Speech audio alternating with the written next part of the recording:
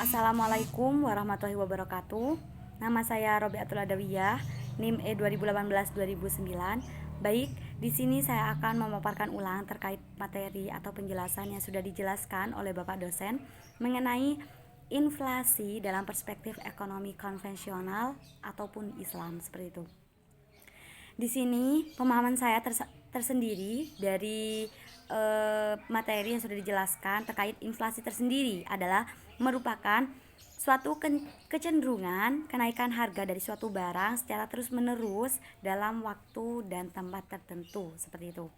Dan di sini juga ada macam-macam dari inflasi tersendiri.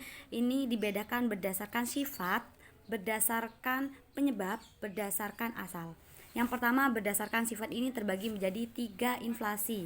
3 inflasi tersebut diantaranya adalah inflasi merayap, inflasi menengah, dan inflasi tinggi.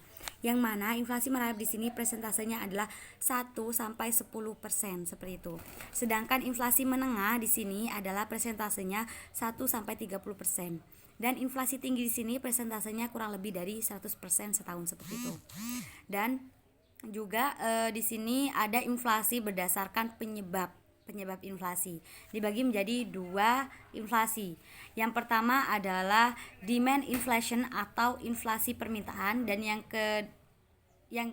yang kedua adalah cost inflation atau inflasi penawaran. Di sini akibat dari inflasi permintaan adalah banyaknya permintaan barang dari masyarakat sehingga terjadinya inflasi permintaan di sini, sedangkan persediaannya itu sangat sedikit, seperti itu. Terjadinya inflasi penawaran di sini akibat dari biaya produksi tersendiri. Dan di sini juga berdasarkan asal. Berdasarkan asal ini terbagi menjadi 2 inflasi.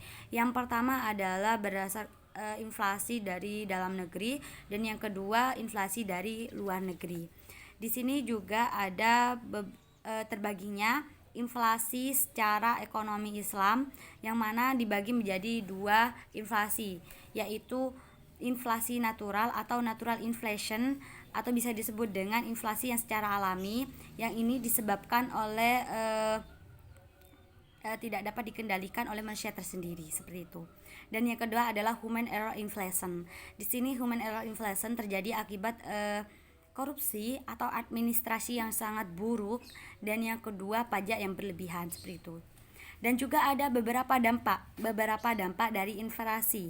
Di sini yang pertama adalah dampaknya itu nanti ke fungsi uang, dan yang kedua menurunkan semangat dari masyarakat untuk menabung. Dan ada beberapa lagi untuk dampaknya. Di sini juga ada beberapa solusi. Yang pertama adalah kebijakan fiskal, yang mana di sini mewujudkan untuk menstabilitaskan ekonomi kembali, seperti itu.